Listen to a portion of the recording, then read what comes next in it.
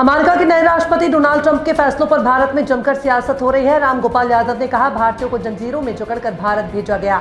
भारत सरकार चुप रही। पिछले कई दिनों से अमेरिकी राष्ट्रपति बार बार भारत का अपमान कर रहे हैं और यथाकथित विश्वगुरु अमेरिका के सामने गिड़गिड़ा रहे हैं, जबकि चाइना, कनाडा और मैक्सिको ने उल्टे अमेरिका को झिड़क दिया है। बाबा रामदेव ने मीडिया से बात करते हुए महाराष्ट्र में औरंगजेब की कब्र को लेकर चल रहे विवाद पर कहा कि भारत भगवान राम, भगवान कृष्ण, भगवान शिव और छत्रपति शिवाजी महाराज का देश है। हमें अपने पूर्वजों के गौरव से प्रेरणा लेकर विकसित भारत के निर्माण में योगदान देना चाहिए। इसके साथ ही योग गुरु ने आगे कहा कि औरंगजेब एक क्रूर शासक था, उसकी चर्चा करना ही व्यर्थ है।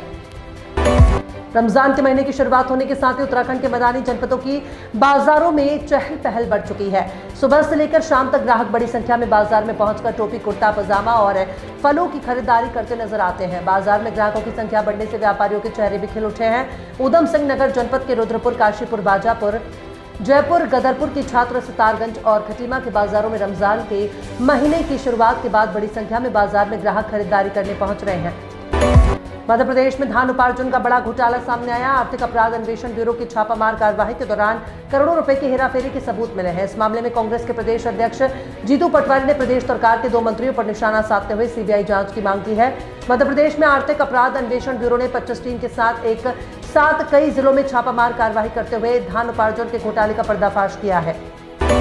दिल्ली में भारतीय जनता पार्टी की सरकार बनने के बाद से आम आदमी पार्टी का रुख आक्रामक है। खासकर नेता प्रतिपक्ष आतिशी महिला समृद्धि योजना को लेकर बीजेपी सरकार और पीएम मोदी पर लगातार निशाना साध रही है। इसके जवाब में रेखा गुप्ता सरकार में गृह मंत्री आशीष सूद ने कहा कि हमारी सरकार पीएम मोदी की गारंटी पर अमल करने का फैसला लिया है। सभी योग्य महिलाओं को इसका लाभ मिलेगा।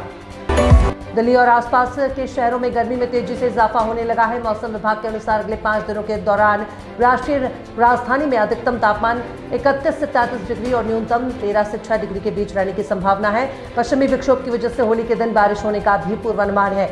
दिल्ली में 11 और 12 और मार्च को तेज हवाएं चलेंगी।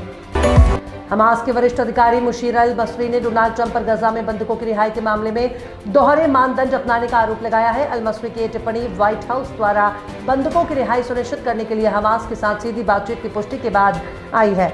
अल मसरी ने CNN को बताया कि हमास और अमेरिका के बीच वार्ता का उद्देश्य क्षेत्र में स्थिरता हासिल करना है। हालांकि गाजा संघर्ष विराम अभी भी अनिश्चित बना हुआ है। देश की दिग्गज IT कंपनी HCL टेक्नोलॉजीज के फाउंडर और अरबपति शिव नादर ने अपने उत्तराधिकारी के तौर पर HCL कॉर्प और वाम दिल्ली में अपनी 47% हिस्सेदारी अपनी बेटी रोशनी नादर मल्होत्रा को उपहार में दे दी है। शिव नादर के अपनी हिस्सेदारी को ट्रांसफर करने के फैसले के बाद रोशनी नादर मल्होत्रा HCL टेक्नोलॉजीज की सबसे बड़ी शेयर धारक बन गई हैं। Bigg Boss 13 fame Mahira Sharma इन दिनों क्रिकेटर मोहम्मद सिराज के साथ डेटिंग की खबरों को लेकर चर्चा में है। हालांकि एक्ट्रेस इन खबरों को खारिज कर चुकी हैं। वहीं अब माहिरा ने अपने एक्स बॉयफ्रेंड यानी एक्टर पारस छाबड़ा पर एक बड़ा बयान दिया है और कहा कि जो जाते हैं उसे जाना दो, क्योंकि आदत बदल सकते हैं लेकिन फितरत नहीं। दरअसल माहिरा शर्मा और पारस छाबड़ा की मुलाकात बिग बॉस के घर में हुई थी। अब तक आप ATM के केवल नोट निकालते रहे हैं, लेकिन जल्द ही ATM से आप सोने और चांदी के पेंडेंट भी हासिल कर सकते हैं। तिरुमला तिरुपति देवस्थानम तिरुमला मंदिर में दुनिया का पहला सोना और चांदी का पेंडेंट ATM शुरू करने जा रहा है। भगवान वेंकटेश्वर और देवी लक्ष्मी देवी की तस्वीर वाले पेंडेंट इन ATM मशीनों से खरीदे जा सकेगा, जिसकी बदौलत आस्था को टेक्नोलॉजीज के साथ जोड़ा जा सकेगा।